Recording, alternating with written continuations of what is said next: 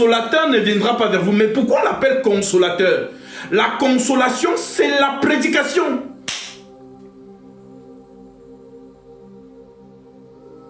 Ah Seigneur, je me demande s'ils comprennent. Comme Esaïe a dit ce jour-là, Seigneur, qui a cru à notre prédication? Qui a reconnu le bras de l'Éternel? Quand on parle de consolation, je le répète, c'est la prédication. La vraie prédication. Elle te console. Elle t'épure. Elle te purifie. Elle te blanchit. Voilà pourquoi le consolateur doit venir. Si Jésus est mort et ressuscité, et que le consolateur ne vient pas, vous n'êtes pas consolé. Il faut qu'il entre, parce qu'entrer dans le lieu très saint, je le rappelle, c'est mourir. Sortir du lieu très saint, c'est la résurrection. Quand tu sors, ça veut dire que le sacrifice était bon. Dieu a validé. Donc si Jésus est entré là-bas et qu'il n'était jamais ressorti, Dieu n'a pas validé. Est-ce que vous comprenez? Donc si Aaron sortait, chacun entrait et ressortait, c'était un mouvement annoncé que Jésus fera. Parce que c'est lui le véritable Aaron. Donc il entre et il ressort. Et quand il ressort, il console.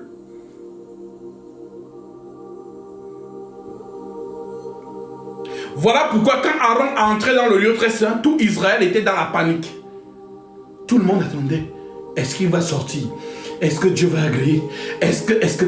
Ils sont dans la panique. C'est ça aussi. Quand Jésus est mort, les apôtres étaient comment?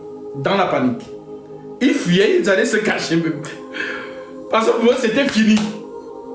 Donc ils étaient dans la panique. Pourquoi? Tant que le Seigneur n'est pas sorti du lieu très saint, c'est la panique. C'est la panique. Maintenant, dès qu'il sort, dès qu'Aaron sort du lieu très saint, le peuple commence à taper les balafons, les trompettes. On est content. Pourquoi? Parce qu'on sait que Dieu a agréé. Pareil, quand Jésus sort donc aussi du séjour des morts, le peuple maintenant, content, il est ressuscité. Maintenant, après la résurrection, il faut quoi? La consolation. Et celui qui console, c'est le consolateur. Et c'est le consolateur donc qu'on appelle le ministère de la parole. Maintenant, ce ministère de la parole, on vous le représente en 5 Éphésiens 4:11. Docteur, évangéliste, pasteur, prophète et apôtre. Maintenant, écoute-moi très bien. Comme je t'ai dit, le ministère, c'est la robe d'Aaron. Cette robe a traversé les générations, jusqu'à Caïphe. Et c'est sous Caïphe que lorsque le véritable souverain sacrificateur se présente, alors Caïphe lui pose la question. Est-ce que c'est toi, Melchisédek? Il a répondu, oui, c'est moi. Alors Caïphe a dit, ah, enfin. Maintenant, on peut déchirer la robe, c'est-à-dire fin du sacerdoce lévitique. Donc, on met fin au sacerdoce.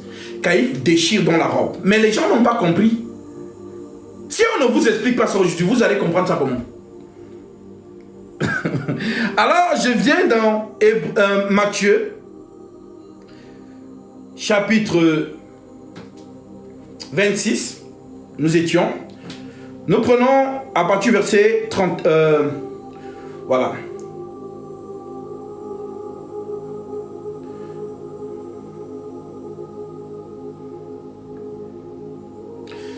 À partir du verset 57. Et c'est là que je te donne dans la compréhension du ministère. Matthieu 26, verset 57. Ceux qui avaient saisi Jésus l'amenèrent chez le souverain sacrificateur Caïphe, donc descendant d'Aaron, portant la même robe que son arrière-arrière-grand-père souverain sacrificateur. Caïphe, où les scribes et les anciens étaient rassemblés. Pierre le suivit de loin jusqu'à la cour du souverain sacrificateur. Il entra et s'assit avec les serviteurs pour voir comment cela finirait. Les principaux sacrificateurs et tous les chérubins et tous les Sénégrins cherchaient quelques faux témoins contre Jésus, suffisants pour le faire mourir, mais ils n'en trouvèrent point, quoique plusieurs faux témoins se fussent présentés. Enfin, il en vint d'eux et dirent, celui-ci a dit, je puis détruire le temple de Dieu et le rebâtir en 3 jours. Verset 62, le souverain sacrificateur se leva et lui dit, écoutez bien la question qui met fin à la souveraineté d'Aaron. Voici la question qui a mis fin au sacerdoce lévitique. Le souverain sacrificateur se leva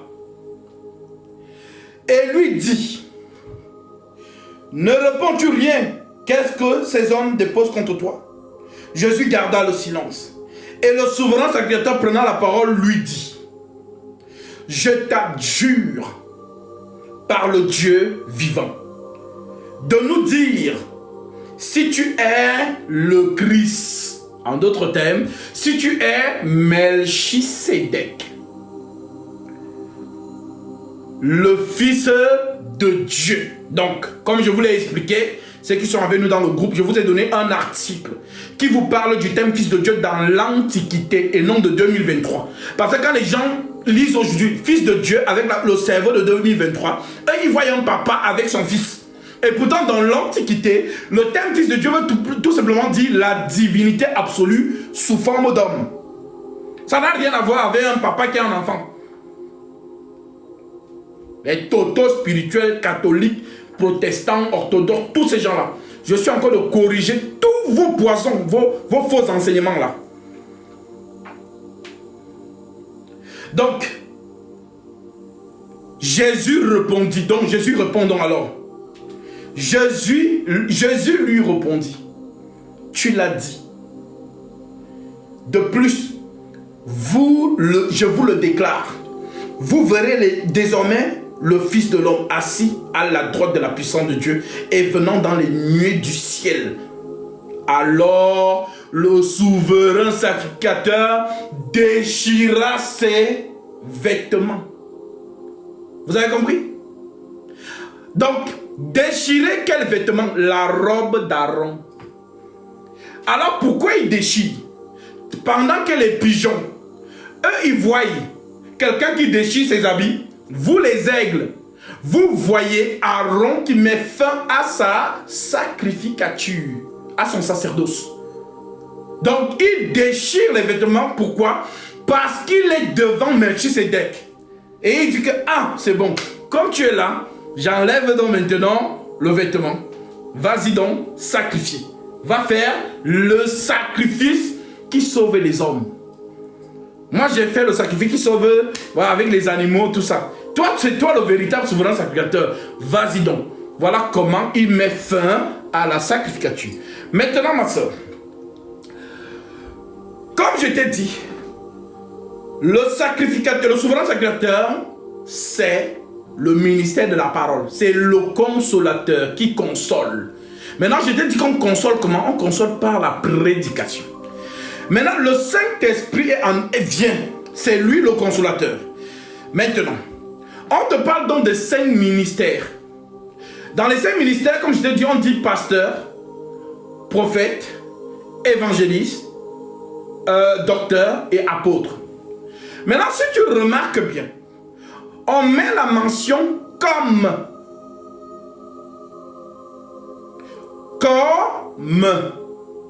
Je vais lire ça.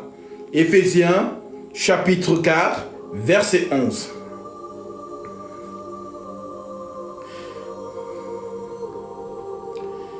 Éphésiens 4, 11. L'Écriture dit, or, que signifie qu'il est monté, sinon qu'il est aussi descendu dans les régions inférieures de la terre? Celui qui est descendu, c'est le même qui est monté au-dessus de tous les cieux, afin de remplir toutes choses. Il a donné, donc lui là, c'est lui qui donne. Il a donné les uns comme... Shalom Yeshua, shalom à ceux qui nous rejoignent. Les uns comme apôtres, les autres comme prophètes, les autres comme évangélistes, les autres comme pasteurs et docteurs. Pourquoi? Pour le perfectionnement des saints. Oui, pour toi là. En vue de l'œuvre du ministère de l'édification du corps de Christ. Jusqu'à ce que nous soyons tous parvenus à l'unité de la foi. Ça veut dire que moi, l'église de Christ a un seul message. Un seul. Donc la lettre qu'on lit à Corinthe, c'est la même lettre qu'on lit à Paris. C'est la même lettre qu'on lit à New York. C'est la même lettre qu'on lit à Yaoundé. C'est la même lettre qu'on lit à Dakar. Donc c'est vous. Les orthodoxes, ils ont leur message. Les catholiques romains, ils ont leur message. Les branhamistes, ils ont pour eux. Les témoins de Jéhovah ont pour eux. Vous n'êtes pas l'église de Christ.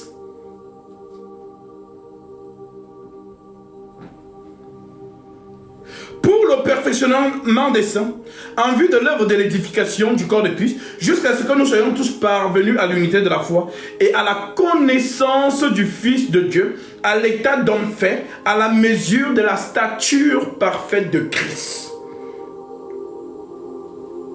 Afin que nous ne soyons plus des enfants flottants et emportés à tout vent de doctrine, par la tromperie des hommes, par leur ruse, dans le moyen des séductions, mais que professant la vérité, dans la charité, nous croissions à tous égards en celui qui est le chef, Christ.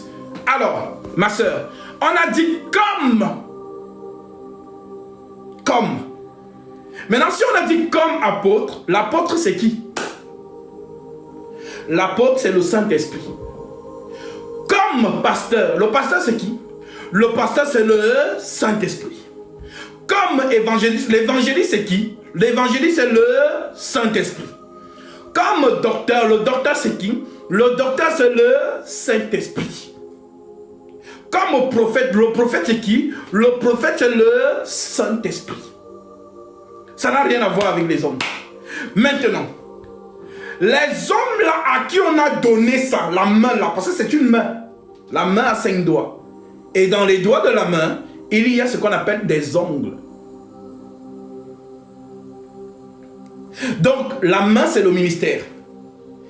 Et ce ministère s'exprime en 5 langues. Donc, français, anglais, espagnol, latin, grec. Langue. Donc, la langue apostolique, c'est une langue. La langue du prophète, c'est une manière de prêcher. La langue du docteur, c'est une manière de prêcher. La langue de l'évangéliste, c'est une manière de prêcher. La langue de l'apôtre est une manière de prêcher. Maintenant, à ceux qu'on a donné ça, ce sont les 12 là. Ça n'a rien à voir avec moi. Voilà pourquoi ces 12 avaient cette autorité de vous imposer les mains. Dès qu'ils vous baptisent, ils mettent les mains sur vous. Le Saint-Esprit descend. Mais nous les disciples, nous n'avons pas le droit de faire ça. À l'image de Philippe, il arrive en Samarie, il baptise les gens. Mais le Saint-Esprit ne descend sur aucun d'eux. On fait venir Jean et Pierre qui viennent imposer les mains sur eux. Le Saint-Esprit descend. C'est leur autorité. Donc ceux qui vous imposent les mains sur la tête là, ce sont des sorciers. On vole vos étoiles. Ceux qui vous versent l'huile, c'est la sorcellerie, c'est l'initiation. On te verse l'huile d'olive sur la tête. Pourtant, l'huile d'olive était une préfiguration du Saint-Esprit. Est-ce qu'on a versé l'huile sur la tête de Jésus? Non. Alors pourquoi Jésus dit dans Luc chapitre 4, verset 18, l'Esprit du Seigneur est sur moi et il m'a oint. Vous avez vu l'huile là-bas? Non. Oindre, c'est ce qu'on appelle donc Christ. Loin, c'est le Christ. C'est Melchisedec, le ministère. C'est lui qu'on appelle oint. Donc, loin là, c'est l'esprit même. Ça n'a rien à voir avec l'huile d'olive. Pardon, arrêtez de gâter l'huile d'olive. Venez me donner, ma femme va préparer avec. Donc, tous ces gens qui... Ce sont des... Franchement, je ne sais même pas comment dire. Ça dit, ce sont des hommes. Voilà. Ce sont des hommes. Voilà, il n'y a que l'homme qui comprend les choses avec le cerveau. Comme les catholiques, les prêtres, vous les voyez là avec des torches, cardinal, archevêque, pape, tous, ce sont des hommes. Lorsque nous enseignons la parole, ils s'asseyent, on les enseigne. Parce que ce sont des gens qui comprennent la parole avec le cerveau humain. Et comme ils comprennent avec le cerveau, c'est là où ça crée le désordre que vous voyez là.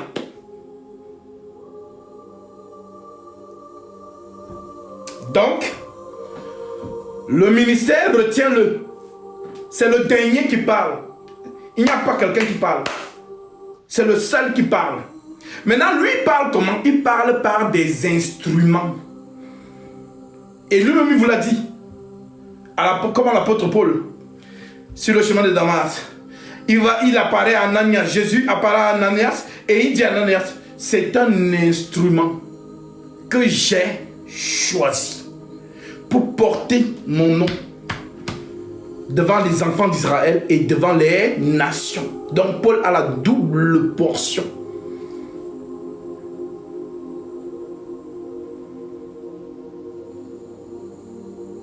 Donc, l'instrument, c'est un vase. Le ministère, c'est autre chose. Le ministère a besoin du vase pour s'exprimer. Voilà pourquoi on dit que c'est poussé par le Saint-Esprit que les vases ont parlé de la part de Dieu.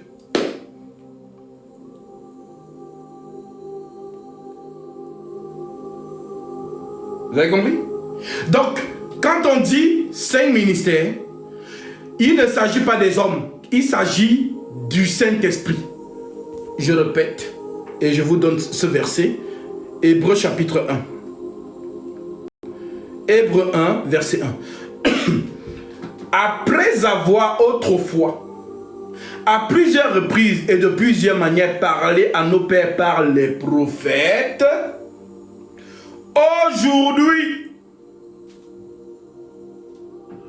Dieu dans ces derniers temps nous a parlé par le Fils. Quand on dit le Fils, ne voit pas un bébé qui emporte, il est devenu grand. Le Fils, c'est la parole. Il nous a parlé par le Fils, qu'il a établi héritier de toutes choses, par lequel il a aussi créé le monde, et qui étant le reflet de sa gloire et l'empreinte de sa personne.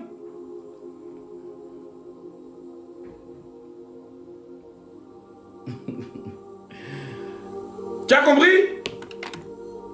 Donc l'Esprit Saint, c'est le docteur, c'est l'apôtre, c'est l'évangéliste. Voilà pour toi, partout où tu marches, si tu as encore de dormir la nuit et que les sorciers veulent te manger, c'est l'Esprit Saint qui est là. Moi, je suis chez moi ici, je ronfle. Est-ce qu'il te voit ce que tu fais là-bas? Donc je ne suis pas pasteur. Un pasteur, c'est celui qui veille sur les brebis.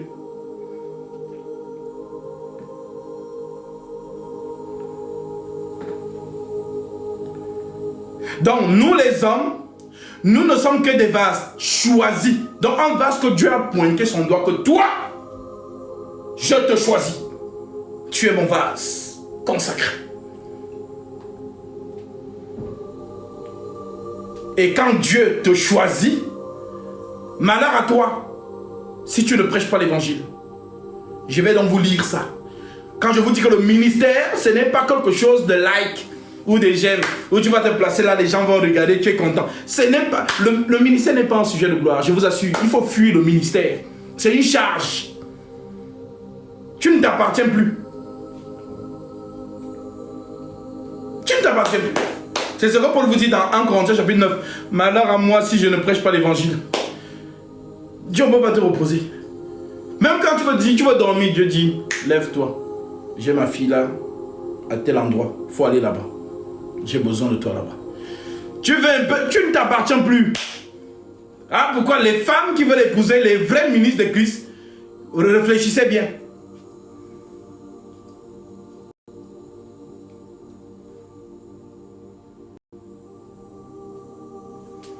Alors, nous lisons Ézéchiel.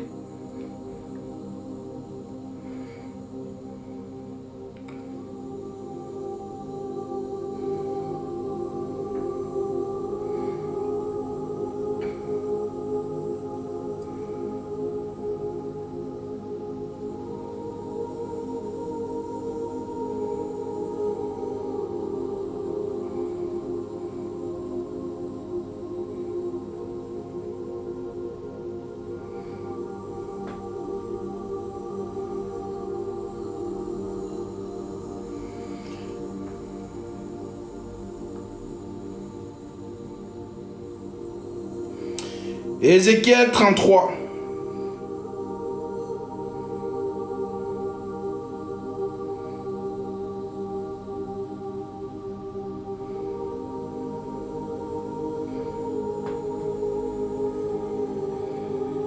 Écoutez, Ézéchiel 33, écoutez ceux qui disent que non, le ministère de la parole, on ne s'y improvise pas. Non, c'est Dieu qui te choisit, malgré toi.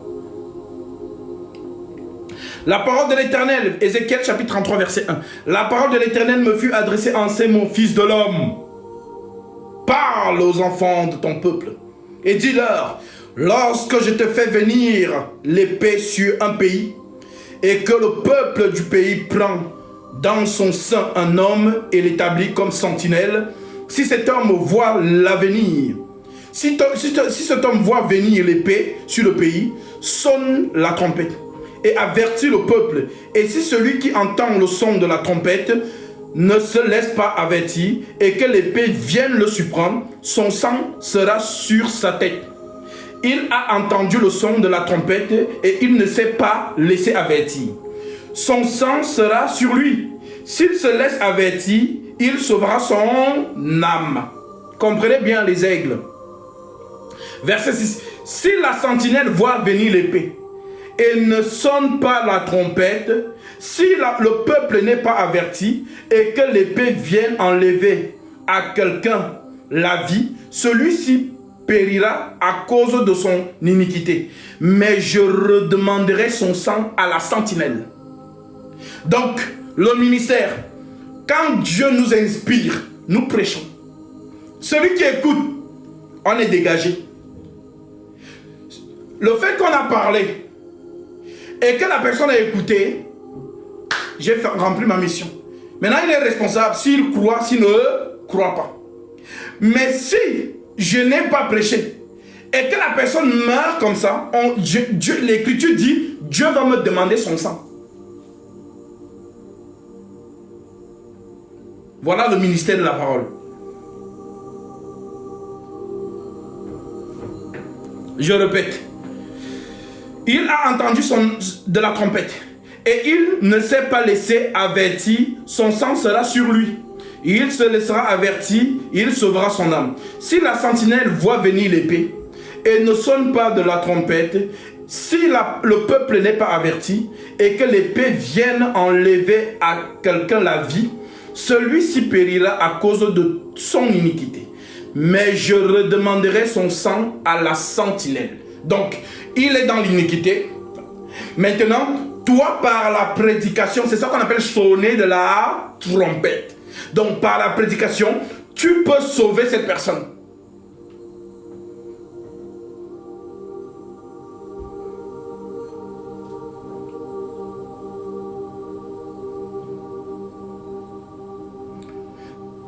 Verset 7.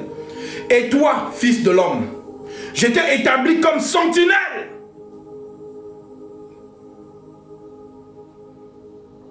sur la maison d'Israël.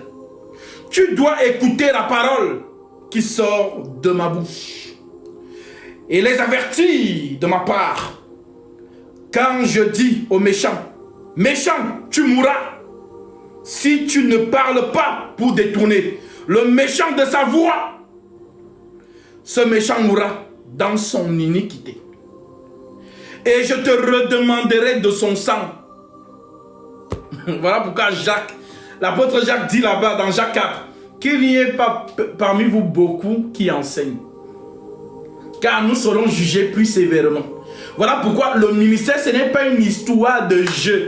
Quand je vois les gens faire sur TikTok, voilà, comme il s'ennuie chez lui, il lance sur le TikTok. Comme il y a des gens qui vont venir, vont commenter, c'est sa distraction.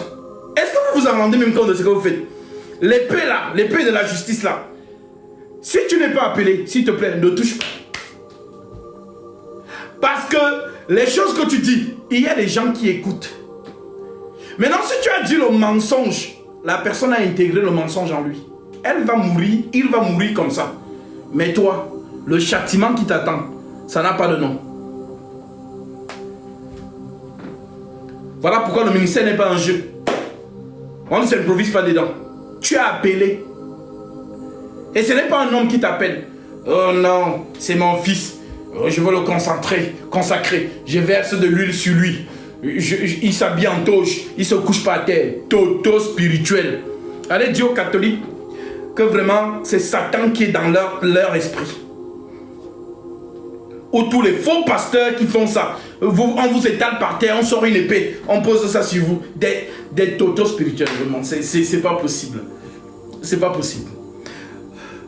Donc, ma soeur, donc pour tout cela, retenez bien Ézéchiel 33, vous pouvez le lire jusqu'à la fin. On ne joue pas avec le ministère.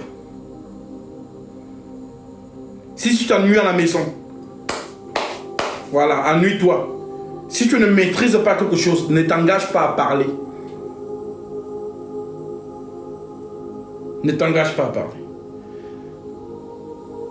Parce que le vase choisi ne parle pas de lui-même. Ce qu'il dit, c'est Dieu qui parle à travers lui. Ce n'est pas vous qui parlerez, c'est l'Esprit de mon Père qui parlera en vous. Donc, on dit bien un vase choisi. C'est-à-dire que Dieu te choisit. Je vais relire parce que les gens sont têtus. Verset 7. Écoutez bien. Ézéchiel 33, je suis au verset 7. Et toi, fils de l'homme, je t'ai établi comme sentinelle sur la maison d'Israël. Tu dois écouter la parole. Donc quand moi, Dieu, je parle, sentinelle, c'est à toi que je parle. Tu dois écouter la parole qui sort de ma bouche et les avertir de ma part. Quand je dis aux méchants, méchant, tu mourras, si tu ne parles pas pour détourner le méchant de sa voie, ce méchant mourra dans son iniquité. Et je te redemanderai de son sang. Donc, si le méchant meurt dans son iniquité, Dieu dit que c'est de ta faute. Tu n'as pas parlé pour qu'il se détourne. Alors c'est toi qui vas écoper.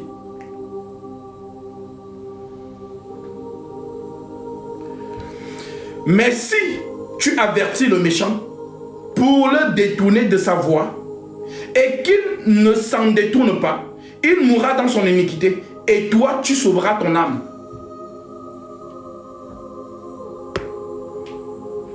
Voilà. Donc, quand je vois, franchement, quand moi je suis souvent comme ça, je regarde ce qui se passe sur TikTok. Je dis Seigneur, est-ce qu'ils s'en rendent compte même de ce qu'ils font? Je regarde ce que les prêtres, les cardinaux, les papes catholiques là font. Je regarde comme ça et je dis Seigneur. Je regarde les soi-disant pasteurs, les Marcelo Tounassi, les Ivan Castano, les Mohamed Sanogo, Wilfried Zahui, tous ces faux hommes de Dieu là. Je reste comme ça, je dis continue.